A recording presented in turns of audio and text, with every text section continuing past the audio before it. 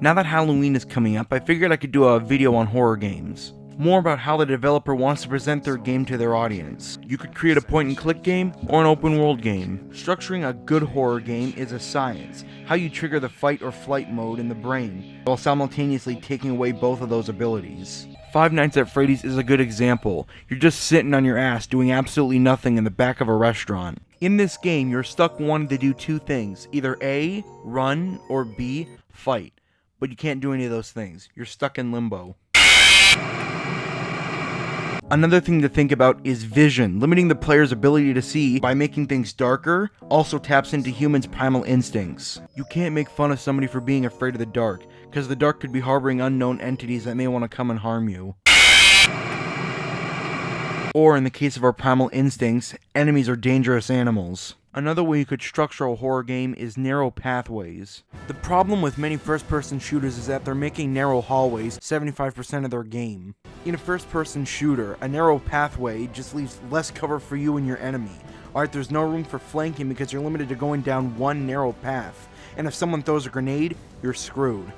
When it's a horror game, it's a completely different story. Remember how I said Five Nights at Freddy's works because it takes away your ability to fight or flight? In Resident Evil 7, it solely gives you those two options. Either you keep going or you go back. But here's the twist. You can run away, sure, but Jack is more faster and stronger than you, and he'll end up catching up, in turn requiring you to defend yourself. In Friday the 13th, the terrain may be more open, but it's limiting on sight. It is dark as hell, and even when there is light, it is still too dark.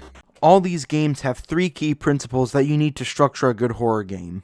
Limited sight, limited movement, and limited defense. When you have a limited supply of ammo or health items, you lose your chance to fight. And when the flight option is there, but it's hard to succeed in, you really have to think on your feet. You know when you see people in horror movies do and say the dumbest shit? Oh my god! Oh my god! You laugh because you're seeing people at their dumbest moments. In a video game, you are that person. The stakes are higher because you're in control, but you're also not. See, like when you watch a movie, you're just like, oh my god, why did that character do that? But when you're playing a game, you're just like, why did I do that? That's where the horror element really comes into play. You have enough control to make decisions around the problem, but at the same time, that problem can make decisions to get around you.